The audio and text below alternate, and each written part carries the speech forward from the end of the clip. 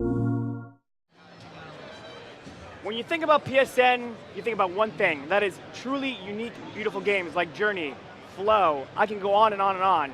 But today, we're going to show you Unfinished Swan. I'm joined with Ian Dallas, Creative Director. Matt, it's good to have you here. How are you feeling? I'm feeling great. So this is your first E3? Yes, Crazy? first E3 presenting. Presenting, right on. Yeah. You're so chill and calm, just Thank like you. your game. Yeah, it's a pretty chill game. So let's actually cut right to gameplay, because I just want to jump into it. Yeah, So please. that's the cue for the control room. Yeah. Gameplay on screen, please. So talk about the PlayStation logo. It's impressive. It's massive. It's a massive PlayStation logo. Yeah. So before we cut to the gameplay, talk about, actually here we go, gameplay. So Before we start, talk about the fact, why is this just a white plain canvas? Just walk us through this. Yeah, so it began as a graduate student prototype, and it was just a white room with black paint. And it took about a year of messing around with that to try and figure out what the game was going to be. It's a pretty abstract concept that could have gone a lot of different directions, but we're pretty excited about the way that it did go. Cool, so let's see what actually happens. So yeah, this is the way that the game starts, and this is actually like literally the way that the game starts. We've been demoing it for the last hour or two, and I think every player starts with exactly the screen, and it takes players a while, usually like 30 seconds or so, to figure out that the game is actually... 30 seconds in gamer terms is a while, yes. Yeah, but it's actually moving. And so what they first start doing is they start, mashing buttons, basically. And So mash away. yeah, so once they mash a few buttons, then eventually start mashing the triggers, and then they start Ooh. throwing paintballs. And it's pretty emblematic of the way that the whole game works. So we try not to tell players anything at all. This is a game about exploration, Yep. and we really want players to feel like they're exploring the game as well as like the environment that they're in. And we start out with this very abstract kind of space, which is almost exactly what the game was 4 years ago. It's just a box. And that's So plenty. I've got this box. It's going to be White Kid. All right, cool. Yeah, That yeah, was the and pitch. it's really just four walls and a floor and a ceiling. And then eventually players, hopefully make their way out into the wider world around them. And we start to layer in things like, this bench here, and eventually you'll start seeing trees. And we want to go for this very minimalist feel that eventually starts to ramp up. Right on. So, talk about the process of like starting off with that empty box. It's taken quite a while. Like when you're a gamer, you don't understand really that something like this takes quite a while, several years. Talk about how many years it took to get to where we are today. Yeah, so it was 1 year of prototyping just on my own when I was a graduate A lot of student. empty boxes. And then, figured out, okay, this is what the game is. Like, sort of narrowed in on what the feeling was, which was evoking a sense of awe and wonder. And that's not a very specific thing, but it was enough to kind of, start to figure out what the rest of the game was. And then another 3 years Like of this making awesome this frog. game. Yes. And it's a very lovely frog that eventually gets eaten by a sea monster. And, The sense of wonder and amazement. That was it right there. yeah, it's a little kernel of that, hopefully. And trying to convey that this is not necessarily a safe world. One of the Okay. things that we found was that with this pure black and white aesthetic early on, people brought this kind of sense of unease with it already. And so that's something that we tried to leverage. And we found that in the reference material that we looked at, things that did a really good job of evoking the sense of curiosity and a bit of awe and wonder, like Alice in Wonderland and other storybooks, did a fantastic job of that. And one of the things that really worked was this sense of a world that is not necessarily safe for children, even though it's ostensibly kind of this It looks storybook pretty vibe. safe, yeah. Yeah, there are these elements that are out there, maybe not necessarily to get you, Now, or are wouldn't these mind swan eating feet? you. These are swan feet. These are swan feet. Aha! And Here's in the where the game- unfinished swan part of the game comes into Yes, play. it is not a completely random title. In the game, the player is a young boy who is chasing after a swan. And the Okay. swan has wandered off into this sort of surreal landscape that begins completely white, and then eventually, we go off in some different directions. So are you playing from the perspective of this boy? Yes, Okay. you are, roughly so high, and we find that there are times where we'll like make a table and put it in game, and it's like, somebody screwed up this table, it's way too big. And then we have to remind ourselves, like, we're not like, like a 9-foot-tall space marine in this game. We're a child, and have to. I'm going to take that as a burn. I heard a burn there. That was a burn. We are 9-foot-tall space marines.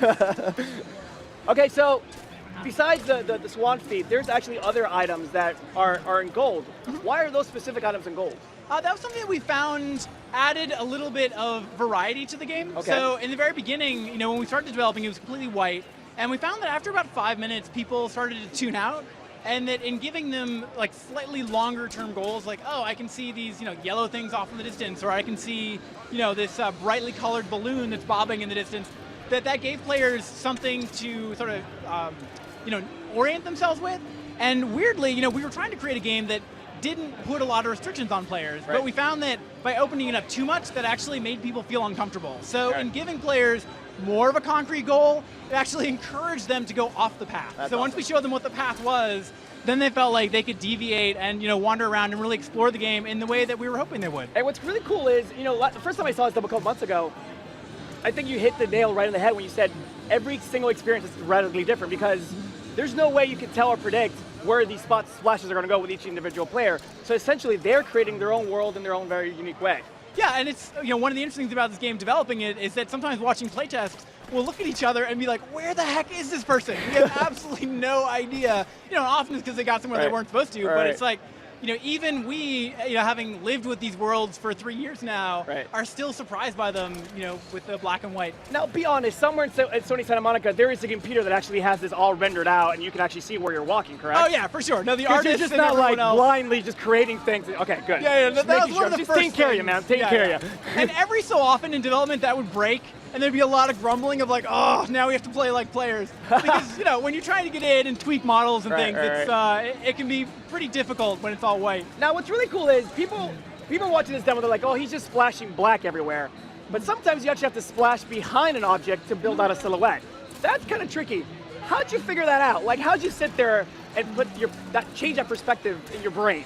Yeah, so I think a lot of the great stuff in the game just evolved out of playing around. Okay. So there are things that are very hard to visualize, that when you get in there and you can actually, we basically build toys for ourselves and make these little worlds and then just flat around and figure out like what would be interesting to do in that space. And so our process has really been to just play it like almost as if we were players, which is helped by the fact that it's this, kind of abstract white space. Sean, you can make a world, and then I have no idea how to play it, if I've never seen it before, even if I've played, a game that was very similar for 3 years. Well, let's actually cue you up, because I know there's something new you want to show us today, right? So besides the splashing of color, I know you got a couple of seconds to load it up. Is there anything you want to talk about? PlayStation Move support, it's a kind of a big deal. Yeah, so the game between the DS3 and the PS Move. Sure, we support either the DualShock or the PlayStation Move, and it's totally up to players. And it's one of the things that we integrated early on, and it was interesting that there are things that we didn't necessarily design for the Move, but we found actually played differently, not necessarily better or worse. But the Move gives you a point on screen that you're aiming at, as opposed to having to move the whole camera around like you would with the DualShock. So yeah, it's neither better nor worse, but like interestingly different, that the Move gives you more control, in some areas than now with the PS Move. Okay, so what are we seeing here? This is brand new. Actually, not to me. I saw this months ago, and I was like, "What is this? It's gorgeous." But now we actually have more of a traditional level. Yeah. So we found that with the black and white painting, that it was something that was really intense for players, and intense in a good way. We're hoping that we create a really memorable experience for people, but there's a threshold for players that after about 15 minutes or so of a really intense experience, you want something that's a little bit more low-key.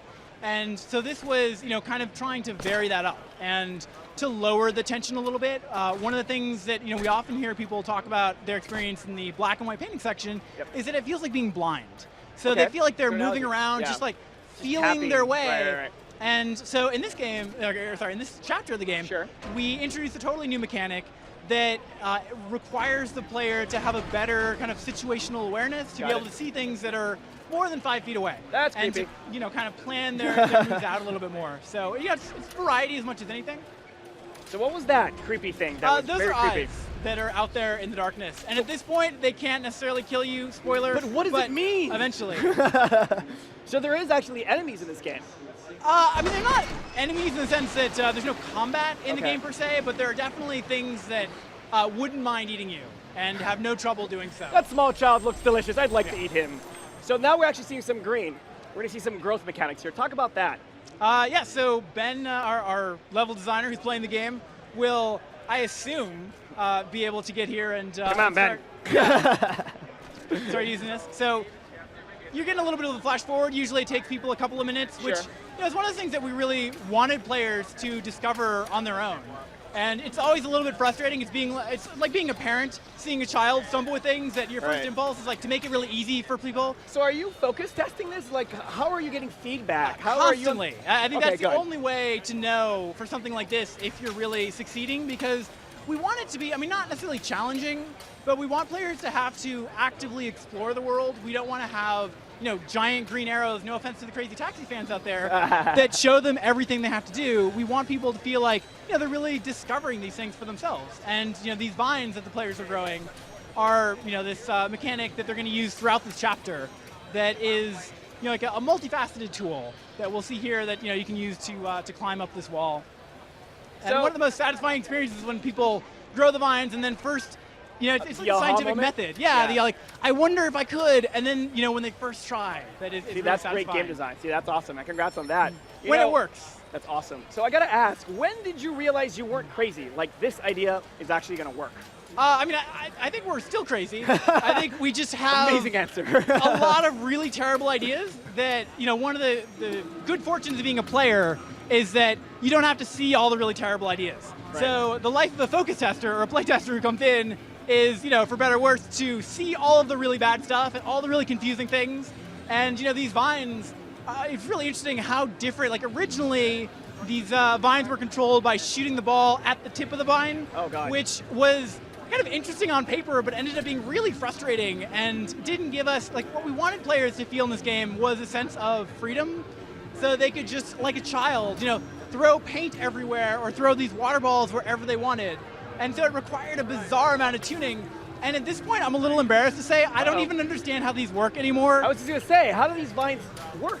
They, I really honestly Another good don't answer. know. We Another went good through answer. a bunch of different versions of it, and then ultimately we found something that was just a little bit surprising and easy enough to control, but would do these random things that, like, even as the creator, I don't totally understand, which really makes them feel a lot more alive, even for me. So explain that. How don't you understand? Is this something you envisioned and then the engineers at Sony Santa Monica said, here, we made it work? You're just like, wow, okay. Is that how it works? So I ended up doing a lot of programming early on, Okay. and one of my jobs on the project is to write really terrible code and get things just like base functionality working. And then eventually much smarter programmers come in and make it fast They're enough. like, move. Yeah. But no, originally it was just this like little sandbox of a world that was really frustrating to control, and then eventually, really 6 months or so of work, it's a bizarre amount of time that it takes. And we're so fortunate to have Sony behind us, because if it was just, the two of us or something in a basement, we would never have had the time to explore all these genuinely terrible ideas and cast them off and find the things that were these like sparkling gems and polish them and make them work. And because we have Sony behind us, they're willing to give us 3 years, and at this point the team is up to, I think, 12 people, to realize this kind of crazy dream. Okay, so, one last question. I hate to do this to you. You've been working with Sony for quite a while, and I'm sure when they handed you the move, you're like, ooh, cool, you can do this. But when they handed you a PS Vita, come on, man. PS Vita, this would be a brilliant game on PS Vita. Are you experimenting? Should we be expecting something? No comment at this point, sadly. Oh! Even for the PlayStation blog. I know, I hear you, We brother. can't tell us everything. That you said a lot with that one answer. Dude, amazing. You should be very proud of this game. Thank Enjoy you. your E3.